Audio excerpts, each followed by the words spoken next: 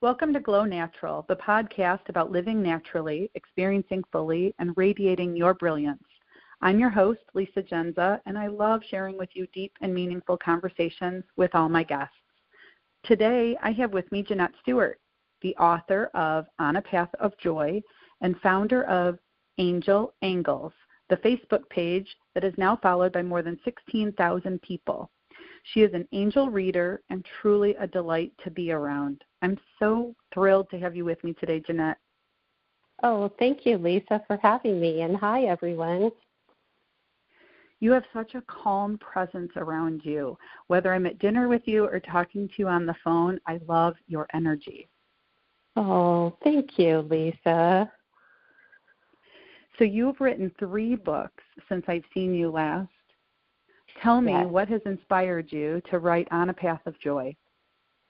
Well, I originally was making posters for my Facebook group, and I had a real desire to share inspirational messages with people, and I didn't know how I would do that. And I had put together some of these posters, and then I thought, if I elaborate a little bit more on what I have written on Facebook already based on these photos, posters that I had created, I could put together a book. I could put together a devotional of 31 days. And I did that. I self-published that. The angels gave me the direction that, Janette, you have lovely images that you can share with the world and inspiration. And my dad had recently self-published a book, and he was almost 80 when he did that. So that was cool, and that kind of gave me permission. Well, if my dad at almost 80 can do it, certainly I can do it. So. Right. Yeah. That's inspirational. Yeah. And your posters are beautiful. Your Facebook page is beautiful. They are such inspirational messages. Oh, thank you, Lisa. So you also created an inspirational card deck as well. Yes. And that's another co-creation with the Divine. This deck is called Love Notes from the Divine, and I was given the direction when we were in Carmel a few years ago, and the angels were anxiously waiting for me to take dictation, and they're like, okay, so we were traveling, and they're like, go into the store and buy a spiral notebook and a pink Sharpie. So they were very specific about their instruction. That. Yeah. And then so they gave me the words for my cards. So, and then they gave me the messages. And we created a deck of 44 inspirational words and messages. And so I'll just pick one right now. So one of the words is bravery, one of the messages, and the card says, we each have at least 2 guardian angels with us at all times. A host of heavenly helpers are available. If you seek it, ask and ye shall receive. Take a brave baby step today, beloved. So I love that. Thank you. That was a wonderful process as well. And I used some of my images that I had photographed for the card deck, and then I got some from free sites like Unsplash and Dollar Photo. And a couple of the cards that I used my photographs for that have been very inspirational for me personally was the travel card. I had taken a picture. Our son is in the Coast Guard, and my husband and I went to the foot of the Golden Gate Bridge and watched his ship come across San Francisco Bay and out through the Golden Gate when he was going on his first patrol with Coast Guard. He was going to be gone for 4 months, and it was a summer day here in 2016, and so in the summer here we have lots of fog on the bay, and I had this beautiful image of his ship going under the Golden Gate, and I placed that image on the travel card. And, travel helps open our eyes, helps us step out of our comfort zone. And so that was another beautiful message from the angels. Oh, I can visualize that because I've seen the Golden Gate Bridge, and I can just visualize the beauty of that. I can't wait to see it. Oh, thanks, Lisa. So how did you start? You're talking about how the angels are talking to you, and I'm hoping that most of the people who follow me are open and understand that that's a possibility. Yes. So you have studied with Doreen Virtue, and you are a certified angel card reader. Yes. So how long have you been, because you were also an accountant, so we want to paint a picture here for people that you were also in corporate America, so like most of society. Right. So how long ago did you start communicating with the angels? Well, my brother passed away in 2012, and while he was ill, I found a woman on Facebook, Illuminating Souls, who is Laurel Bleeding the Fae, and her words were such a balm to my soul. That was back in the day when Facebook was just words instead of the posters with the memes on them. And her words just were like wrapping me in angelic wings of comfort and just were so soothing.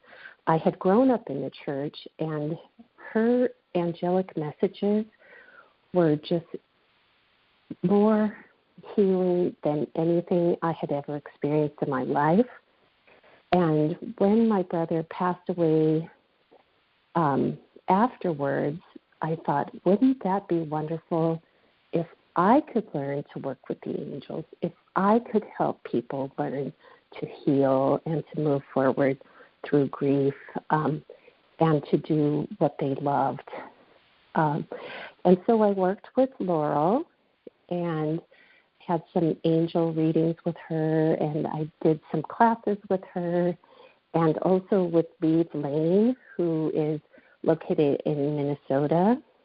And I also did the certifications with Doreen that you had mentioned, with Doreen Virtue, and am a fairyologist also. So nowadays,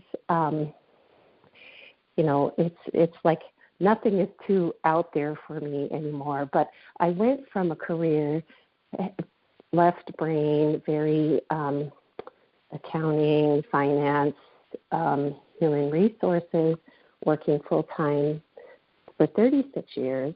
And when I was getting ready to retire in 2015, the couple of years leading up to it, I'm like, I wonder what I'll do. I know the angels gave me, they wanted me to start a business called Angel Angles, and they gave me that name.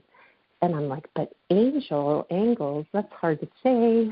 And they said, we want you to call it Angel Angles because the words angel and angles are used interchangeably. Sometimes people write angles when they mean angels or vice versa. And they wanted me to put a heavenly or angelic slant in life and to do the inspiring messages. And I didn't really know what it would look like when they asked me to do this business. I did think, okay, well, eventually I'll have a website. And I thought, I will have a Facebook page. And when I started, I had 7 people, which were my relatives and loved ones and friends. And so I started with 7, and then it grew, and I did some ads during the first year, and now their algorithm is different, so it's not as easy to grow quickly. But as you had mentioned, Lisa, there are over 16,000 followers on the Facebook, which I am so grateful to God and the angels for that. And I share my inspiring messages a couple of times a day there. And I also have a presence on Instagram and Twitter. And I'm a core blogger for the Wellness Universe, so I have a blog that is posted there each month.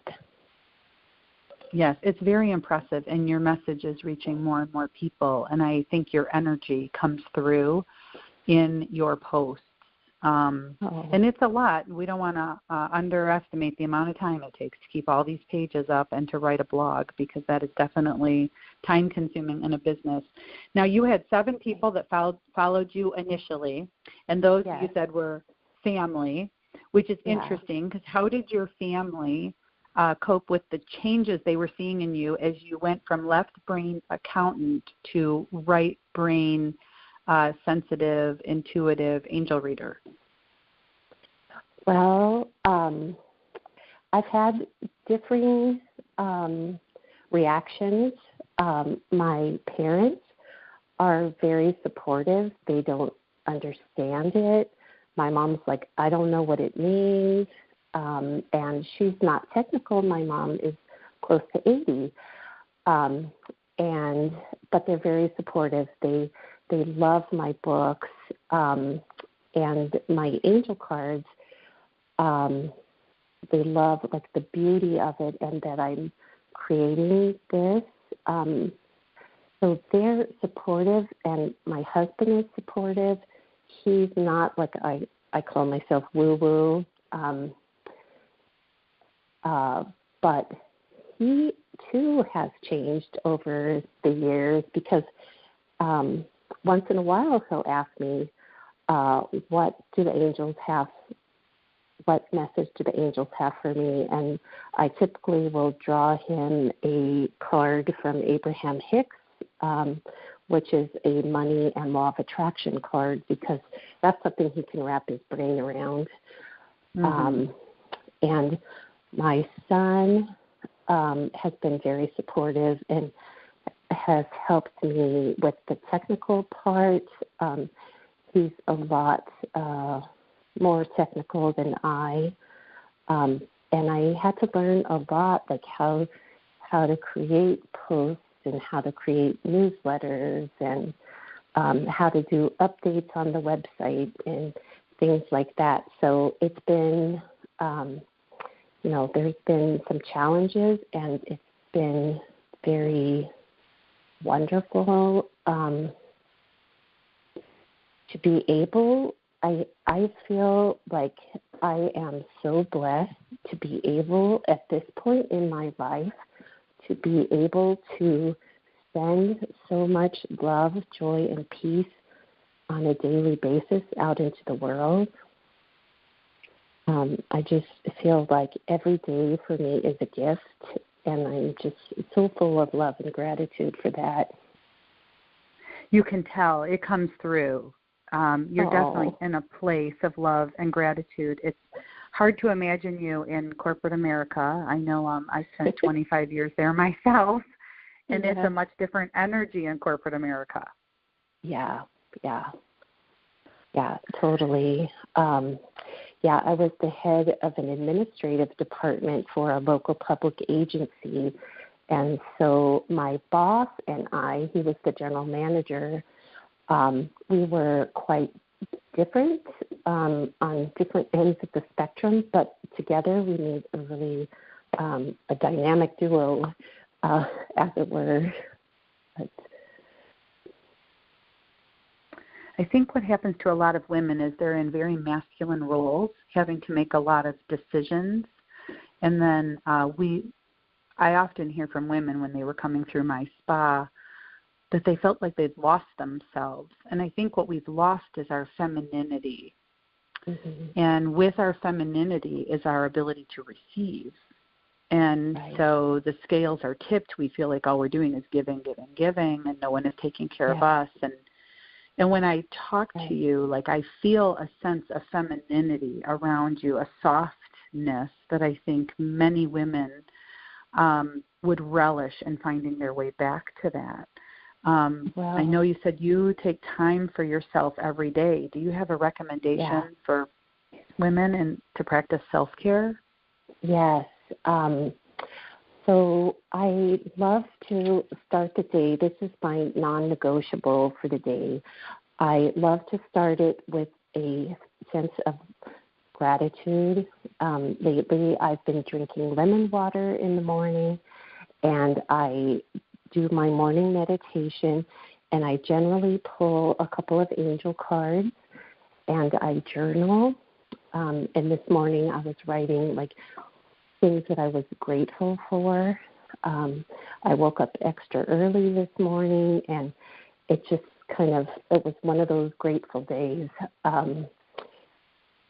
So after that, I'll usually have breakfast, and then one of my goals is to get the 10,000 steps a day. So my dog and I go out for our morning walk, and I use this as like a morning meditation walk, and like what beauty can we find in the world today? And we live in California, so we usually can get out and experience pretty decent weather most days, or, find snippets of time for us to get out and enjoy. And then in the evening, I love to have an Epsom salts bath, and sometimes I'll put essential oils in that, and it just kind of puts me in the mood for a pleasant night's rest. And when I get to bed, usually I'll read something inspiring. I have a million books on my Kindle, and I'm quite a voracious reader. I'm also, so as part of that evening ritual, I'd like to think, what good things do I have to be grateful for? And a friend of mine and I are doing a little book. It's a 5-year book, and you write like one sentence of how you lived well that day. I love that. Yeah, and it's just great to notate it. And I love to write by hand. I've always written and kept a journal or a diary since I was 8 years old. So I always loved to write. And so I knew, that part of my work would be writing. I just didn't know the how or when it would happen. But my word of the year is trust. And I was a little hesitant to select that word. That word had been whispering to me since last August. I was in an accident. A woman just pulled out right in front of me when I was coming to a light. She came out of a driveway. And luckily I was fine, but it really rocked my world. And trust was starting to whisper to me at about that time. And before, my word in 2017 was delight. And the year before that, it was joy. And so trust felt like a different vibration. I almost felt like, gosh, is something bad going to happen to me this year where I have to trust? But I have really leaned in and am embracing this word of trust. And to me, trust and faith seem like they go hand in hand. And it just feels like I've created this little manifesto about trust, and like the way I want to feel in the year is also something that I've selected for words for this year. This is how I want to feel this year. So the words are joyous. I want to feel vibrant. I want to feel gorgeous. And I want to feel connected. So the connected is I want to be connected to friends and family and to the divine. Yes. I feel like my most important relationship is with the divine. And then beyond that is the overarching relationship, and that benefits every relationship I have in life. Yes, I agree. And I couldn't relate more. That's probably why you came up right away when I decided to go back to interviewing people, is because this year my word is trust. It really is that trust and faith combination. And in my journaling, I had a lot of insight last year about how I want to serve others, but yet I was doing it from a place where I wasn't always being authentic to myself or true to myself. I was more concerned about giving to others, doing for others, and not necessarily taking care of myself. I really had to learn how to practice self-care. But more importantly, I had to learn to tune into my intuition, to my inner guidance, because I wasn't always being discerning about is this right for me or not, or right for that person, because I'm so quick to give advice. And it may not be the right time, and it may not be my place to give advice to somebody. And so it's slowing down a little bit more, becoming a little more discerning, and trusting my path and my journey, and also not judging my journey. I mean, I've been doing my best for quite a while now, and not judging others, and owning my spa. I always said I was creating a safe place for women to come. It was a judgment-free zone, and I really meant it. I held space for women coming in who were seeking change, and I did detoxification treatments. So we sort of detoxed body, mind, and spirit when they were there. But what I learned is I was still judging myself. I've been so hard on myself and judging any bad decision or poor judgment. Yes, I totally related when you said your words this year were trust, and that related to that was faith.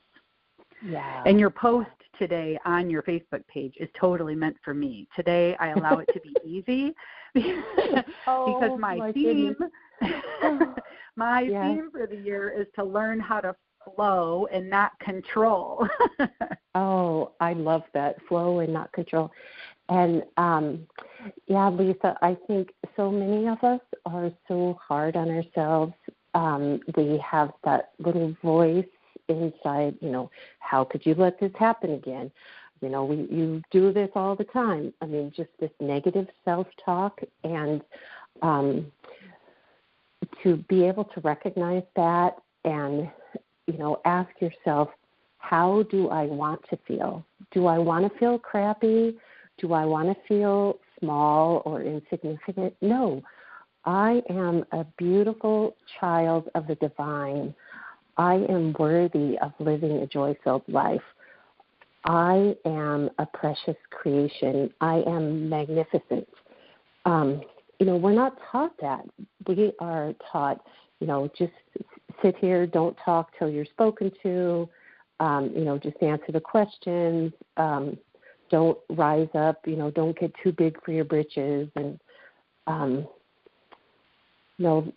figuring out what those limiting beliefs are and how ingrained they are for us, and how to shift from those and to let those things go to free up more room and spaciousness for the trust, for the faith, for how we want to feel.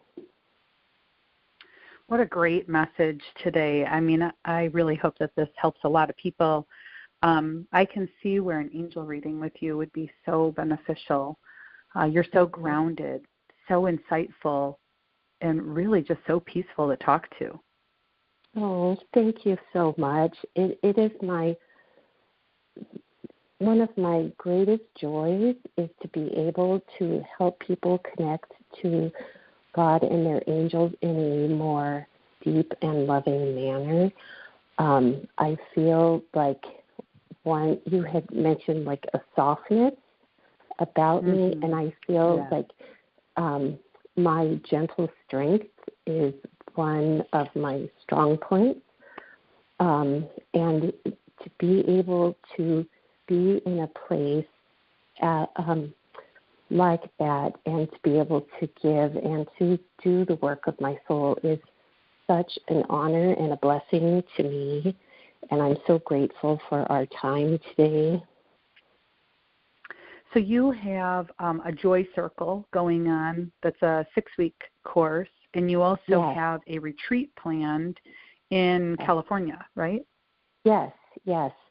My friend, a wise-hearted woman, my friend Becky and I will be doing our first live event together, and it is on Saturday, March 10th in the Bay Area, and it is our women's retreat called Your Path of Joy, and it is an afternoon away to experience joy and to have a respite from your normal day, and we are envisioning that our attendees will come and get a loving jolt of joy, and will be able to take back with them tools, techniques, and tips that they can implement to have more joy each and every day of their life. Well, you are making a profound impact on the world, my dear. Oh, thank you. I am so grateful. So people will be able to stay in touch on your Facebook page for sure, or at your website, angel-angles.com. And that's where you have, I'm checking now, you've got your events listed, and then you have your angel readings available here. So this is a great way for people to reach out and connect with you. And I really encourage them to do so, because talking to you is pure delight. Oh, well, I am so grateful, and I am honored, Lisa, to be here on your podcast. And I send so much love, joy, and peace to everyone who is listening to this podcast, and may you be blessed with so much joy. Thank you so much. It really has been my pleasure. So with that, thank you, and everyone's got your website, and I look forward to staying in touch with you. Have a wonderful day, Janette. Thank you. Bye-bye. Bye-bye.